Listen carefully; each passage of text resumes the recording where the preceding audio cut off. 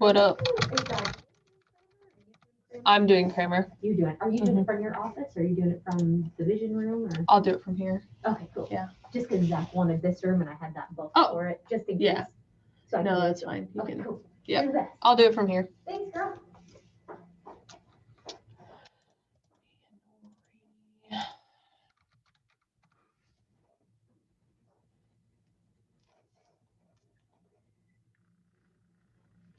What's going on?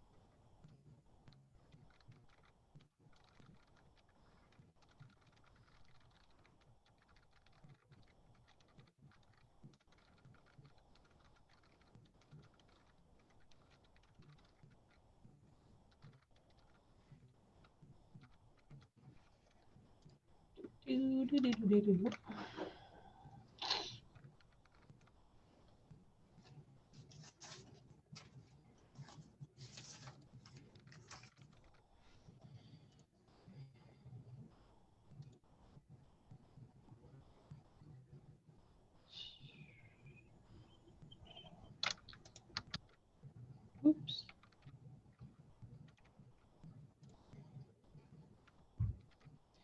Where is everybody? These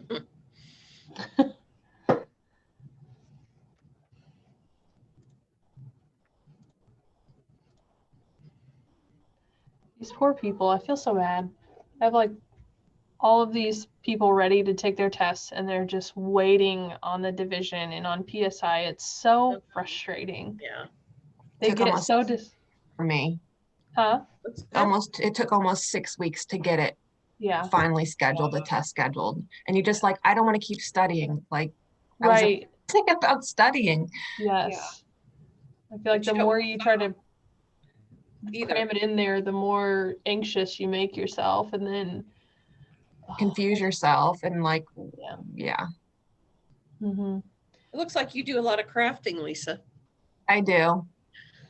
Yeah, this is one half of my craft room. Wow. I'm jealous. What a nice room.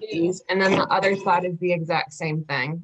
I've got it on the side too. What do you do?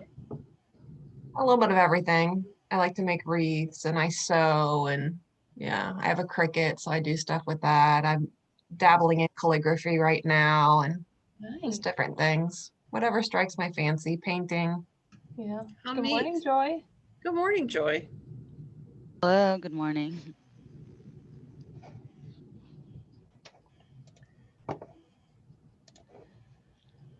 Well, if you want to get started, I know you're busy, so I don't want to keep you.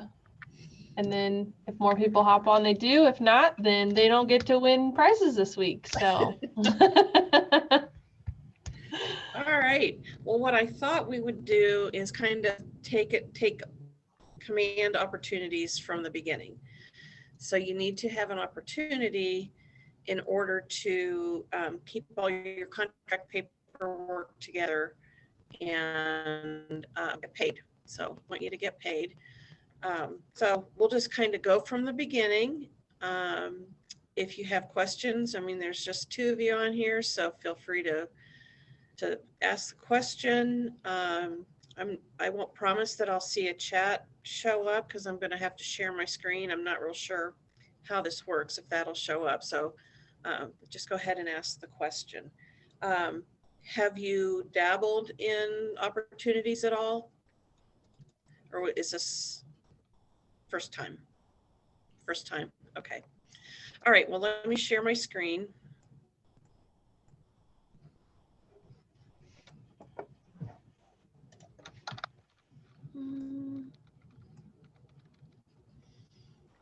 share what I want to screen. Okay.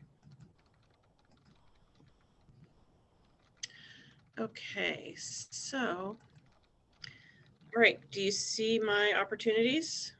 Yes. Yes. Okay. I'm gonna see if I can. Okay, so this is the home screen. Ours are all pretty much the same. If you have a client where you have set up tasks, which is a whole different class, but the tasks will show up here. You know, if you're supposed to call somebody, wish them a happy birthday or congratulations on their 1 year in their house, if that's all set up, it's going to show up here on your home screen. So every day you'll know what you need to do. But we're going to go, in order to have an opportunity, we need to have a client. So we're going to go, these little icons on the side kind of resemble what they stand for. So the little person is a contact. So we're going to go there and we're going to set up a new contact.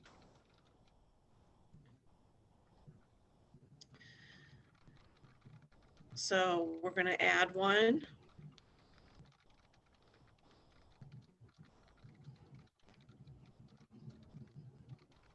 Okay, now we're going to add one. There we go. And we'll add my daughter.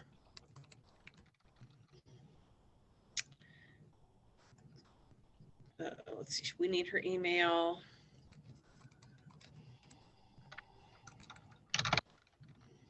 Should have warned her she might get a weird email from me, but I didn't. I don't know what her number is offhand. So I'll put mine in. Okay, so her leads, the lead source, this is information you can put in or not. What you need is her name and email address, or their name and email address. If I wanted to add her husband, I could put him in.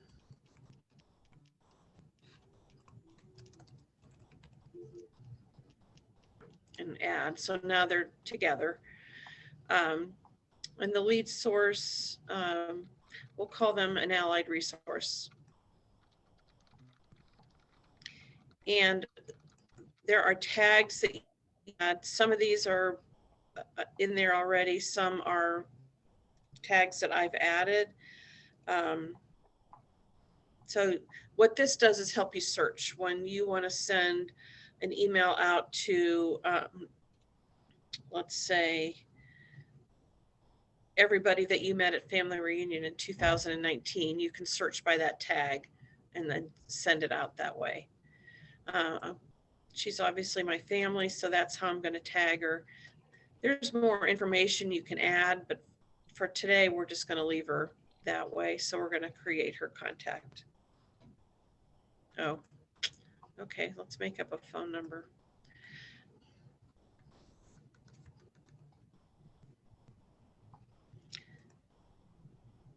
I think you had one too many zeros. Oh. Well, we'll try that one. We just won't call that number. Okay, so now she's a contact in my database, and now she wants to list her house. So we're going to go. Sorry, this little guy here is no. This is the opportunity, the handshake. So you can kind of think you're, you know, helping your client make a deal and shaking their hand. So that's your opportunity icon.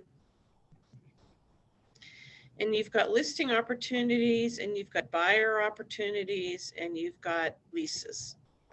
And I've got a bunch in here that are pretend. So I can go through and choose, and it kind of tells you over here based on how many, or, you know, what information you have in here, what your GCI is from listings and buyers. And this is what I wish my GCI was from listings and buyers, but they're all pretend. So anyway, we're going to create an opportunity because I haven't started working with her yet. So we're going to create this. And if you're on a team, your team name will populate here. We're going to list her house. So it's a listing opportunity if you were working with a buyer or if you were working with either a tenant or landlord, there's opportunities, choices for that. So you're going to go to your client and you just start typing the name and it will populate. And you just choose which Kristen you want. And this is the opportunity name. This is what's going to show up in here when you're looking for it. So, and it's also going to be what the office sees when they search for an opportunity. So it's always a good idea to put the address of the listing here. We'll just call it 123 Main Street for today. And if you want to put the last name so you remember, you know, which client is listing 123 Main Street, you know, feel free to do that. Whatever information you want to put in here, but the address is really helpful. When you're doing this for a buyer, you probably are not going to know what the address is because you're working with the buyer. You've had them sign the consumer guide and you want to get this opportunity started. You won't know the address. You can change that later, just put their name in here. And then we've got custom tags here, which imported from .loop is the only tag I have set up. But you can make tags for how you met them, when you think they'll close, anything like that. So we'll have an estimated close date of 1/31. And just these things that have the star are required. Anything else is optional. So I filled in everything with a star. Over here for co-seller, if I wanted to put her husband in, he populates. We'll call the estimated listing price $425, 3% commission. So the opportunity phase is where they are. So cultivate is probably more, you know, somebody in your farm area, maybe a buyer that called in on a property. You know, you've had some communication with them, but they're not really active. For a listing appointment, so you've got your appointment set with the client, you're going to go ahead and put them in that category. But since this is my daughter, I know she's going to work with me, and I'm just going to put her in active. And then the opportunity stage, you know, showings have already started, or actually we're going to put contract paperwork in, so we're in negotiations. So you can pick that based on where you are in your process, and it can be changed at any time. Any questions on any of that? Okay. I have a question. When are we starting to put them in opportunities rather than just our database? Is that when we have the consumer yes, signed? you've started to do something with them. You know, you may not know if they're just in your database, if they're going to be a buyer or a seller. So, and it might be both, in which case you'd have two opportunities for them. So, okay. Yeah, once you've got that consumer guide, then you can go ahead and make the opportunity. And at that point, again, you'd probably put them in cultivate. If you've taken them out and shown a buyer houses, they're going to be at appointment. If you are, you know, you think they're ready, but we just need to find that perfect house, make them active. And then over here again, so you're going to stage a listing, you're going to start the showings, negotiations, and you don't have to move through all these processes. It's just, it's nice to have it if you're somebody that likes to see this and use this, to know where you stand, especially once you get busier and you have more than one or two clients that you're working with. It's nice to have something at a glance that you can get and see where things are. Okay, so we're going to create this opportunity. So here we go. This is what the profile looks like. Here's your details. So if you have questions and you give me a call, I'm going to ask you to go to one of these areas, and it's just a tab. So details is where you've got all the information we just put into the opportunity.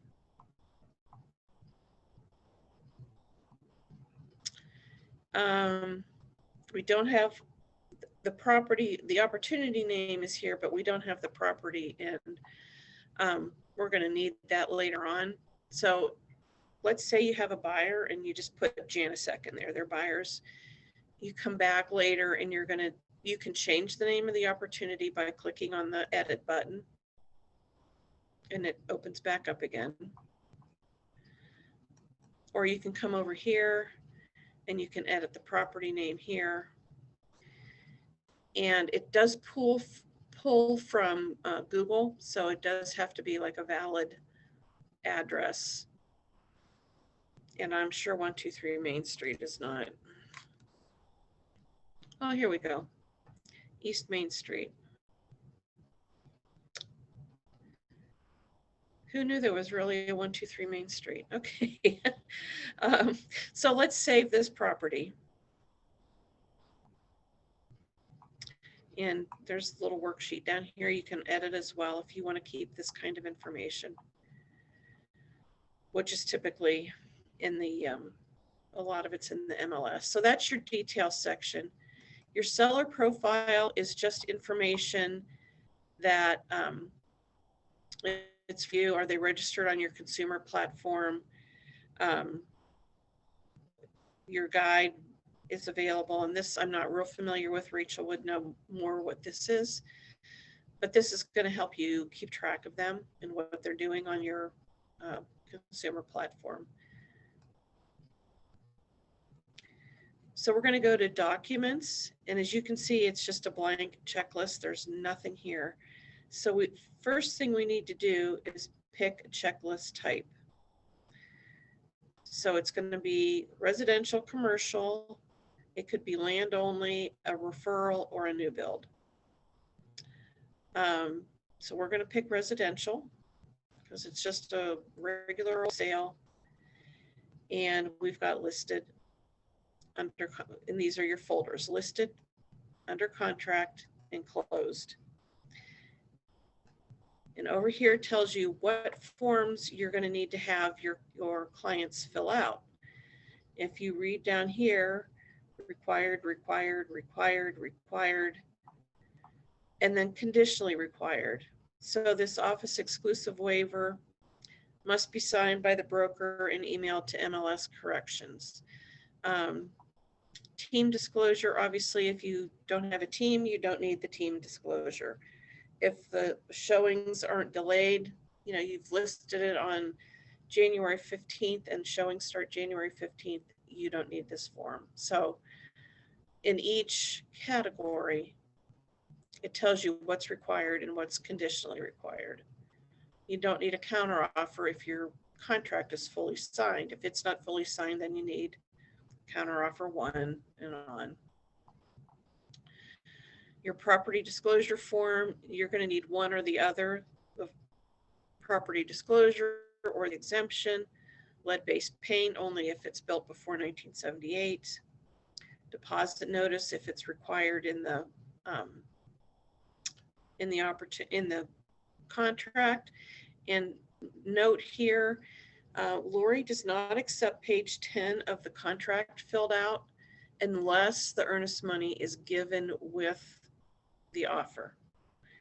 If it is, then she'll take that. Otherwise, she consider it, if you fill that out after the fact, she considers it going back altering the contract, and that's not legal. So there is a deposit notice form that you'll need to use, and that's what she accepts. And absolutely no checks in here. That's just asking for trouble if things ever got hacked or anything. We don't want anybody's personal information in our system. An updated MLS printout to show that it's in contract. And then there's other forms that you may or may not need. If you change the closing date, if you change the price, there's a spot for it.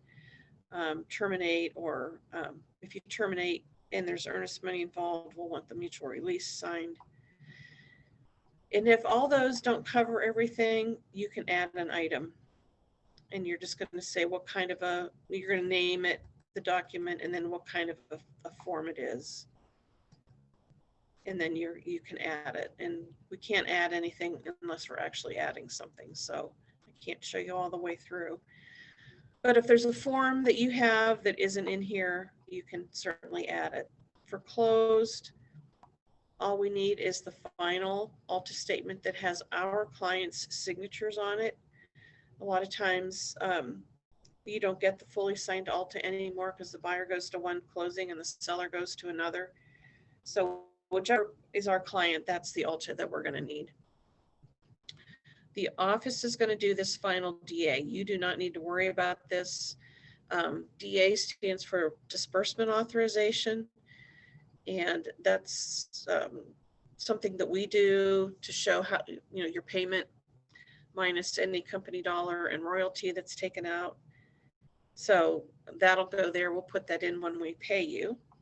And on a listing, we need the sold MLS printout. So you need to go to the MLS, mark it sold, and then download it as a PDF and put it in here. Lori likes to see all the MLS printouts with the agent-to-agent remarks on it. So it would be like if you've gone to the MLS and you see there's private and public ways to print, she wants the private print. So it shows the agents involved, it shows what the buyer broker is being paid, and it shows the agent-to-agent remarks. Just a note, since we're talking about that, under listings, the active MLS printout, she wants the client's initials on that, and that just indicates that the client understands everything that's in the MLS, and they agree with it.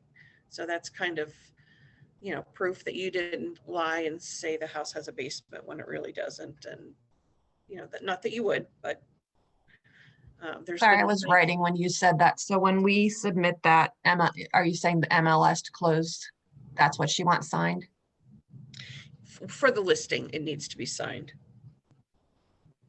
This Okay. is under the listed contract. I skipped back up here, sorry. But that is one of the required documents in the listing. So you're going to put all the information in your client gives you, and you're going to print out that active MLS with the agent-to-agent remarks, the private version. And you're going to put that in here with your client's initials on it.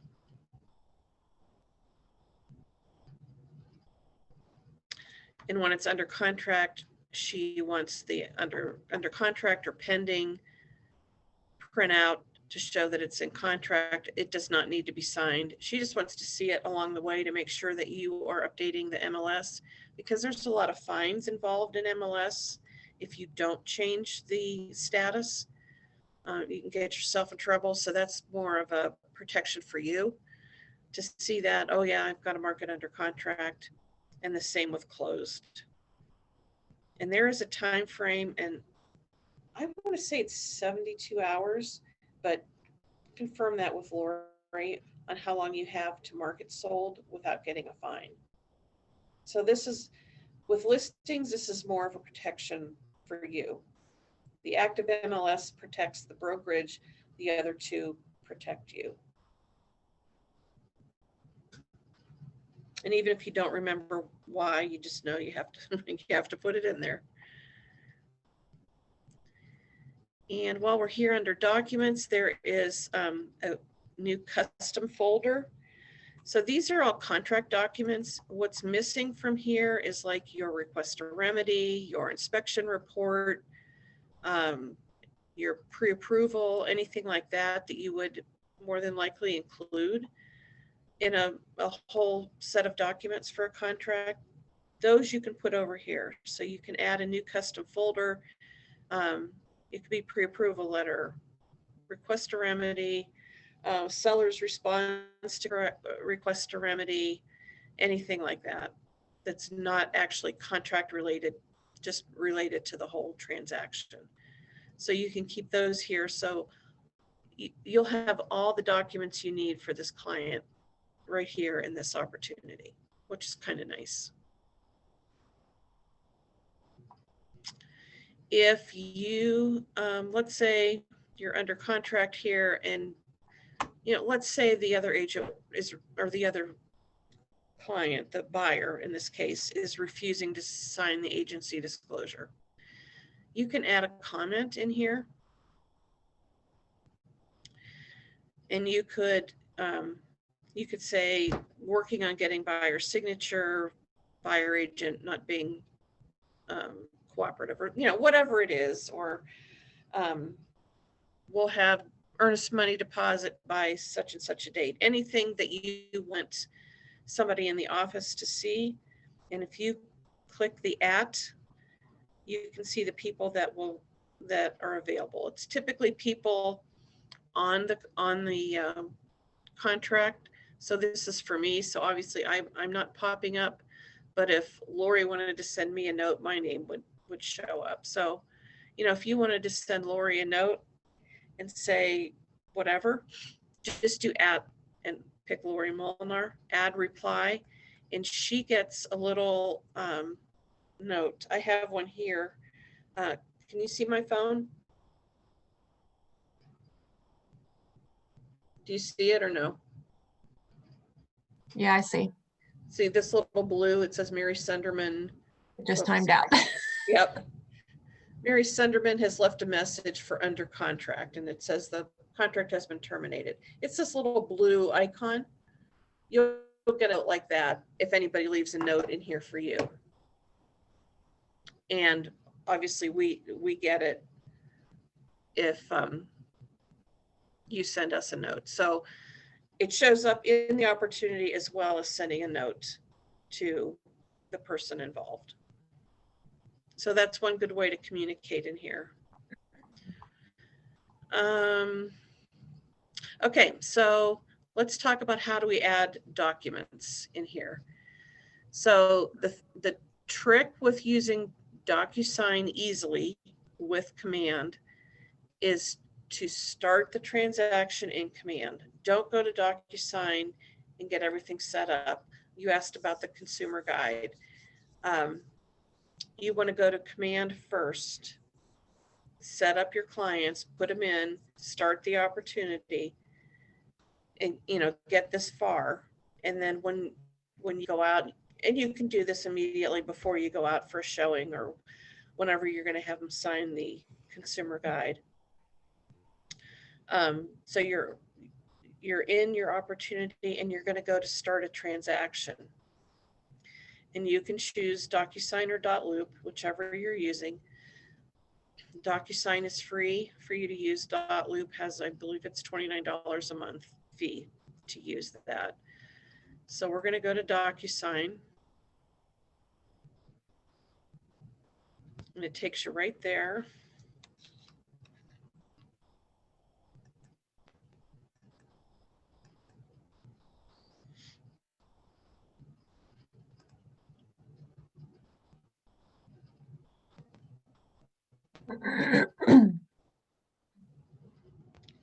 And you can see it made a room in DocuSign, 123 Main Street, Janicek. It pulled that information over. Rather than going the other way, you have to start an opportunity and it'll make a room in DocuSign. Now, if you go back to this details section, you can see here, this is whatever you put in here is what pulls and auto-populates in the documents for DocuSign.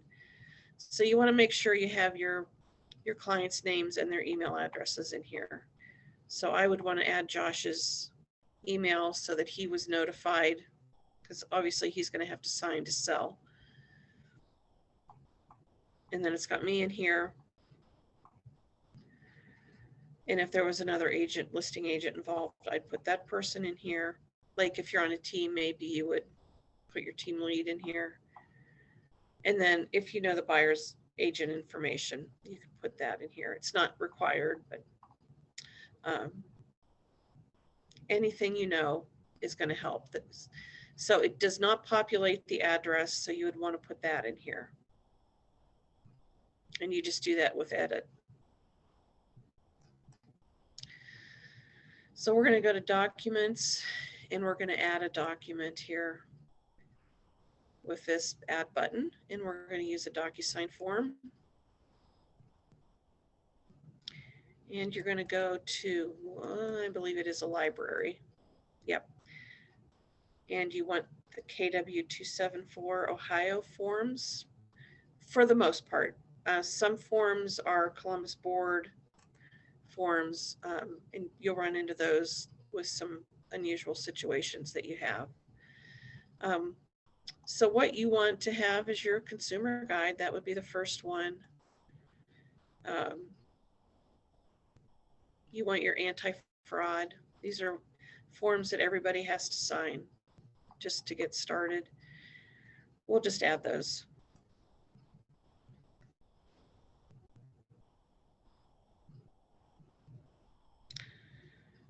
Okay, so then you're going to get them filled out in, we can do this.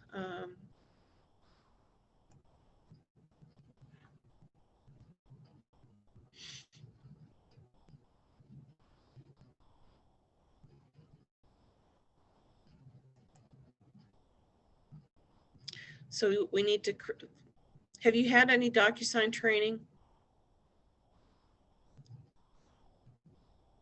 No, I have not. Okay, so let's skip this part because we'll get mired in the mud here. So we have documents ready. They're not prepared. There's more steps to get them prepared, but that would be in DocuSign training. So we've got some documents pulled in, and we'll pretend that they're already signed. So we're going to go back to command, and we're going to add our documents to the opportunity. So we're going to go to consumer guide, and we're going to add a file.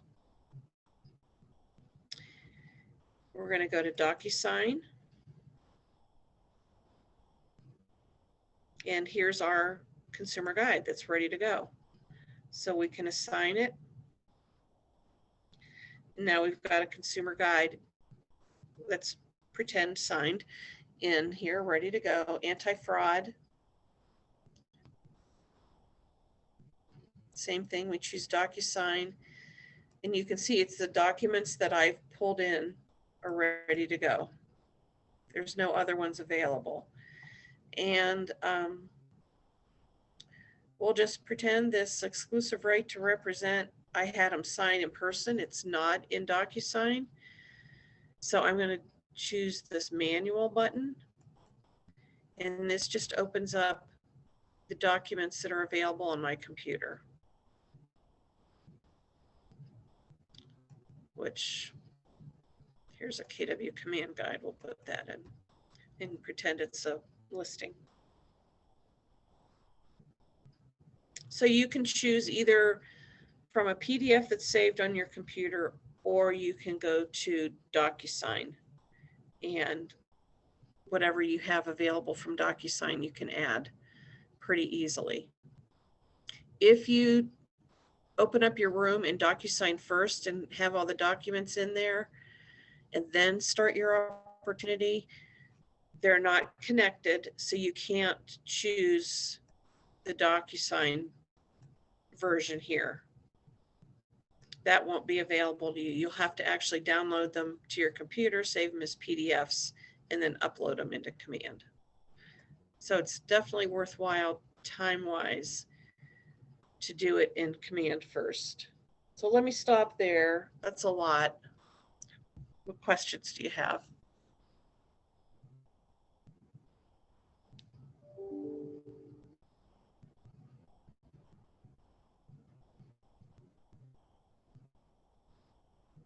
You're all good?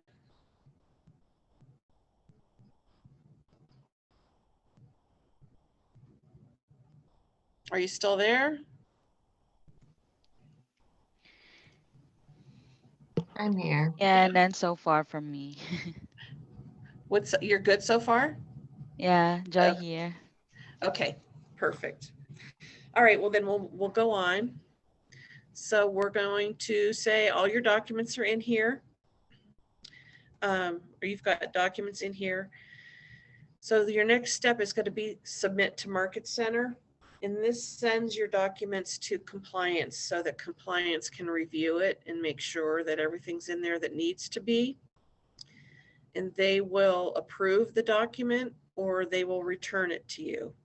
And you'll be notified either way, whether it's been approved or returned, so that you can go in. If it's returned, you can see what document you're missing, or maybe you're missing a signature on the lead-based paint disclosure or something like that. You'll have it returned. And then once everything is in there that needs to be, it'll be marked approved. So you'll see over here, it says open. Once we submit it to the Market Center, I don't want to submit this because Lori will get it. This will say submitted over here. And then it'll also say returned or approved over here once that's been done. So submitted means compliance hasn't reviewed it yet. And then any other status, compliance has reviewed it, and you'll see where you stand. And you want to make sure these two are both approved before you go to closing, so that you make sure all your documents are in line and ready to go so you can be paid as soon as you collect that commission check.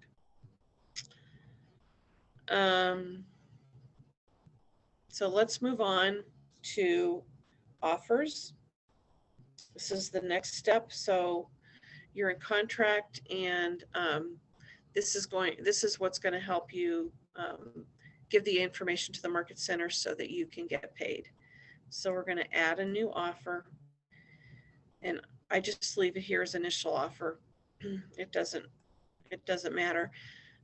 Agents will use this if they receive multiple offers, because you can then set up an analysis to look at which offer, how they compare price and earnest money and closing date and all those things. So this is our initial offer.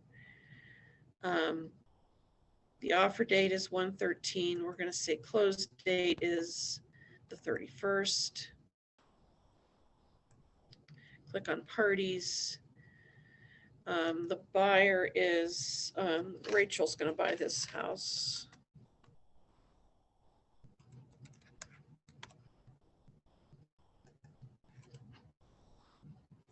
I think is it GHN?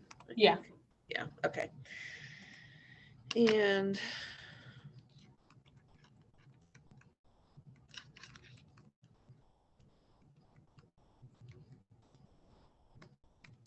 put her email in. And that's really all that we need to put in. Let's see, Brian Kemp is going to be her agent. Anything with an asterisk, again, is what you have to put in. A lot of people like to fill it all in so they have this information. So 2 years from now, you can come back and look and say, I remember it was my daughter's house. What was that agent that brought the buyer? Who was that agent that brought the buyer? Because he was such a great guy. You'll have all that information. Move on to terms. So the sale price is not, you can't put that in. It populates from these two. And what I do is just typically put the full price of the purchase price of the house in the finance amount, because sometimes it gets a little screwy when you mix the cash and the finance, and you won't always know what the down payment is that your clients are going to have. That's typically not discussed. They might tell you 20%, but when they sit down with a lender, they decide 15's better, and you're just not part of that conversation. So it's not necessary. Earnest money, I don't put that in either, because a lot of times it'll deduct it from the sale price, and we don't do that in our brokerage. So We'll just leave that blank, and it's not starred, so it's not required. Option and termination option, again, nothing. Seller costs, you can leave blank. So here's your analysis. You know, this is close early,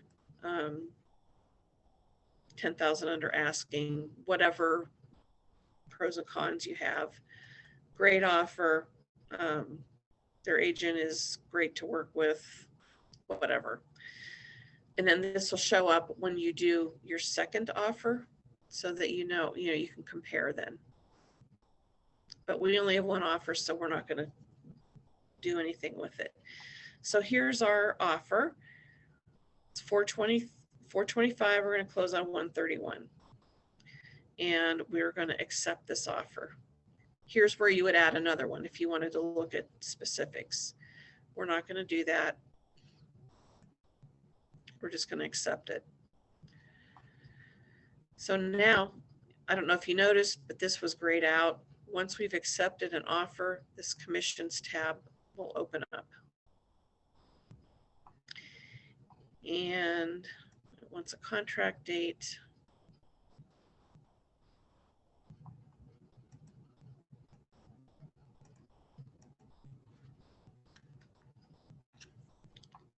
Oh, here we go. Today's the 13th, so 3% commission's $12,750. It's 1 unit. So we're going to save that. So as an individual agent with nothing special about this transaction, you're pretty much done. It calculates everything for you. Shows you 1 unit, 12,750. My net pay would be 94.35, and this keeps track of where I am on cap and royalty. And it's not always 100% accurate, so don't flip out if it doesn't look like what you think it does. It should. You can give me a call and I'll give you the exact numbers. I've noticed more and more it is accurate, but don't worry about it if it's not. They're working on it. So if this is it, I'm done. There's nothing special. I'm going to submit it to the Market Center. And what this does is it sends it to me actually, and then I create the DA, the disbursement authorization. I make it, and I come into your opportunity, into this under contract, and I put it right here where it says prelim DA. I add it, and then you can go in and double check and make sure that I received your information and processed it the way that it should be. And where this comes into play a lot is if you have a deduction, if you have a referral, if you're on a team, maybe you're paying somebody 10% for helping you, an experienced agent, you're giving them 10% for helping you along the way here. Anything like that, that makes it a little bit different. You can always check. It'll be in your under contract documents. So let's play with this a little bit just to show you. Here's my payment breakdown. I need to edit. Oh, sorry. Edit agent payment. So let's say I want to give a donation to Keller Williams Cares, which is a fund that's set up and funded totally by agent donations that helps agents within Keller Williams. So I want to give them $25 of my commission, and it is tax deductible. So it'll just deduct that. You can see up here, it took off $25. Let's say that I have, let's say I charge a fee, $199. I charge a fee to my client to process paperwork or whatever. So I'm going to add that. And we don't use inside referrals, so just pretend that's not there. Let's say somebody from another company sent this lead to me. So I'm going to put in their name, Keller Williams, let's say Excel. And the agent that sent it to me is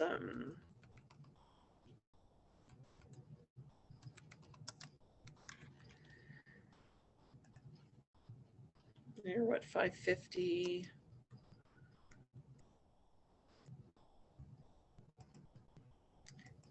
I don't know their phone number.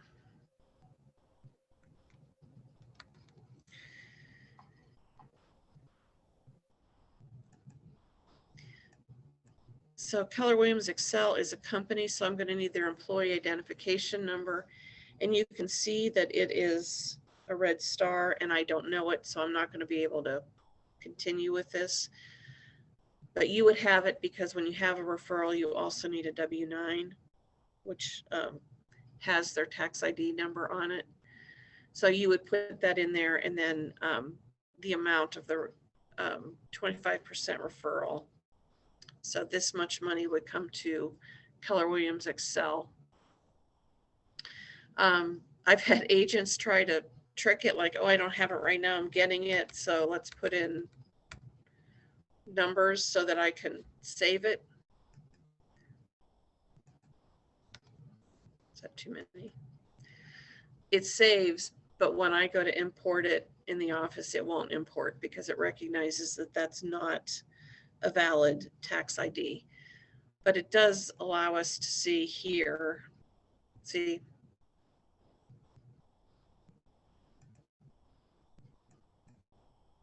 oh, here we go.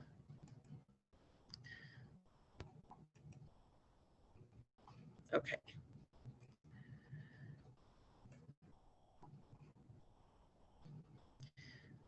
Additional deductions, yeah, it wouldn't take it because that's not valid. So anyway, you saw how to do it. We added money. We've got deductions.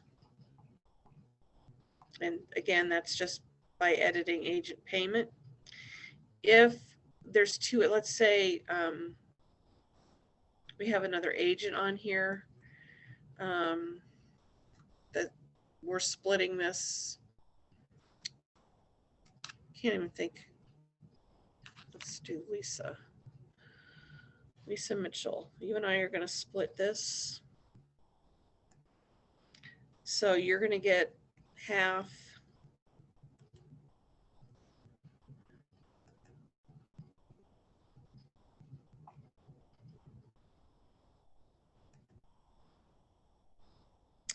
And then I've got to go back and fix myself. It doesn't do that automatically. So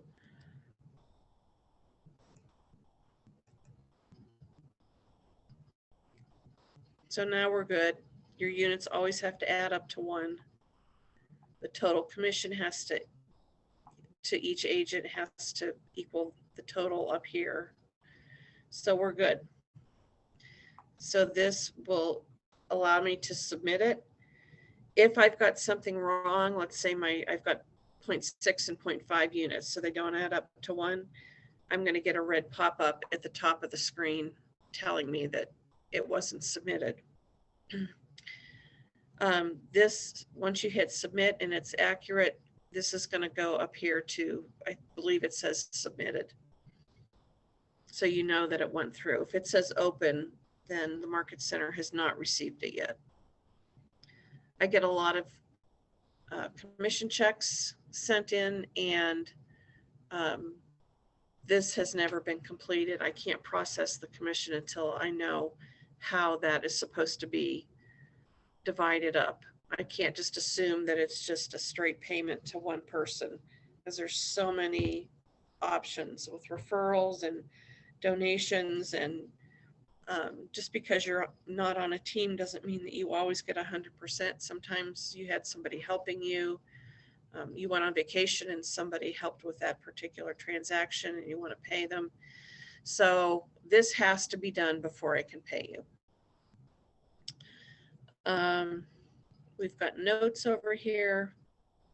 So you can, add a note, anything you want to keep track of.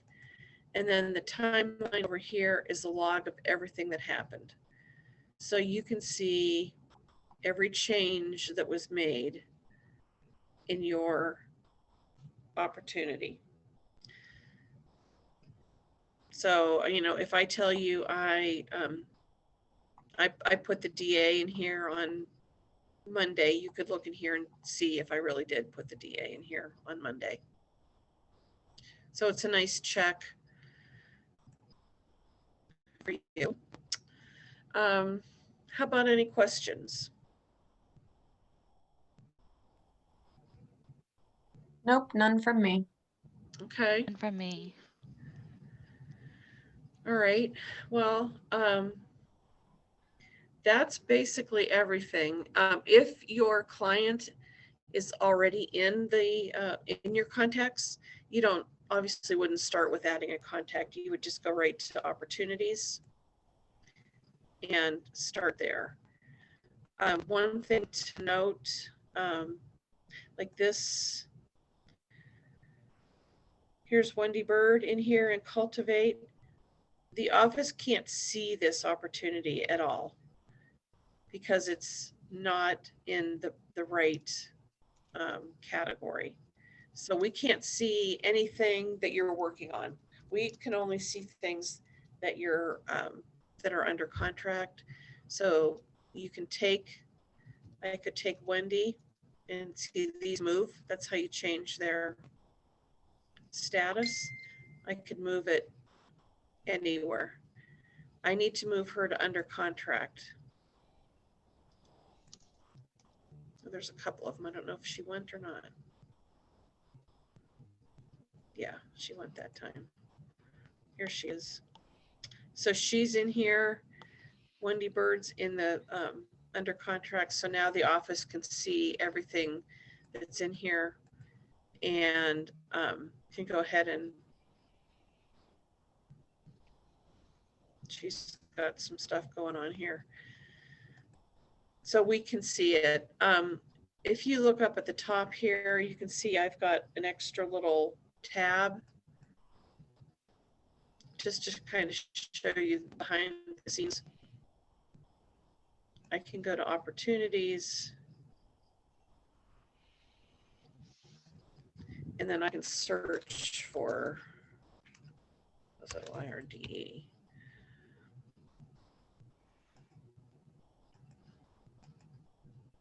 And there she is.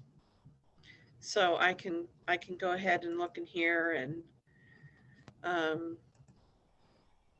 can look at her commission and see it's open. So I know it was never submitted. So I couldn't pay, if this had been reviewed by compliance, which it hasn't obviously. I could see if it was approved or not. This is a buyer opportunity. You can see it's a little different. Instead of listing up here, it has consultation.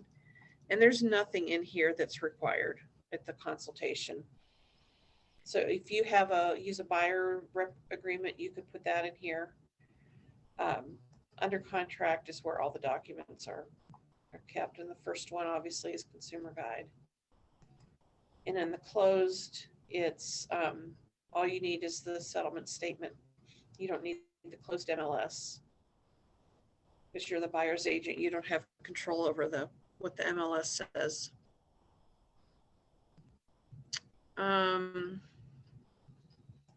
Some of the other, just to take a quick look, new build has a whole lot less documents required. There's no RPD or lead-based paint.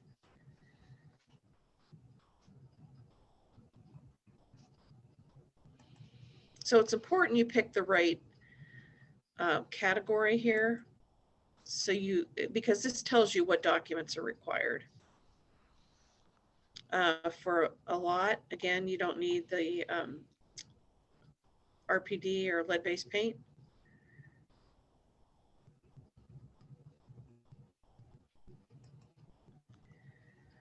Commercial is kind of a beast of its own. If you're sending out a referral to somebody, so let's say your best friend moves to St. Louis and you know an agent in St. Louis that can help them, they'll typically pay you a percentage of their commission, for you giving them their name. And there's a form that you fill out with your information, the other agent's information, the client's information, and then you and the other agent and both brokers have to sign that form. So this it's just the referral form in here. And then when it closes, we'll put the final DA.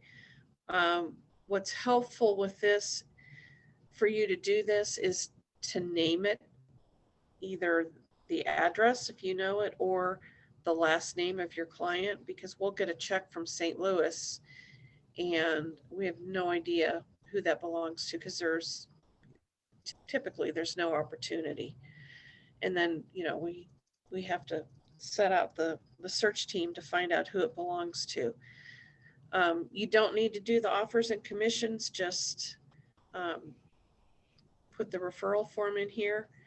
If you're on a team and there's a referral, just somewhere to note in here, either an add comment or just add a document in here saying if there's a team split on the referral, but if it's just you, it's typically all going to go to you. So that's the one time you really don't need to worry about the commissions tab.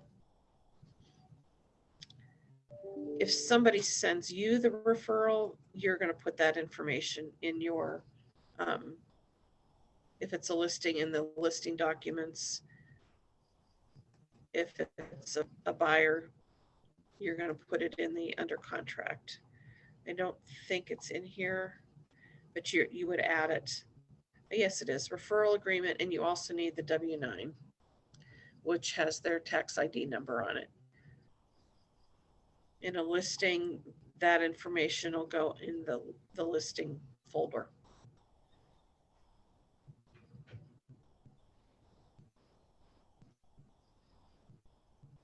Is everything as clear as mud?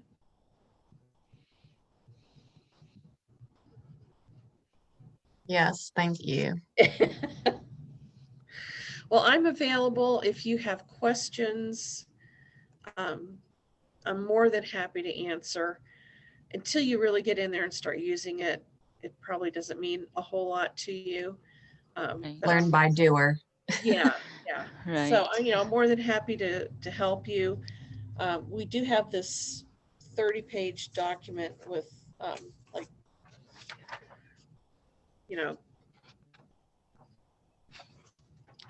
I forget what it's called, flowchart, which I'll be happy to email to you if that would help, if you're one of the people like me that needs to see it written down and follow along. Just shoot me an email and I'll be happy to send it to you. Yes, please. Thank you. Okay, my email is jrasmussen@kw.com. JRAS like Sam, M like Mary, USSEN like Nancy.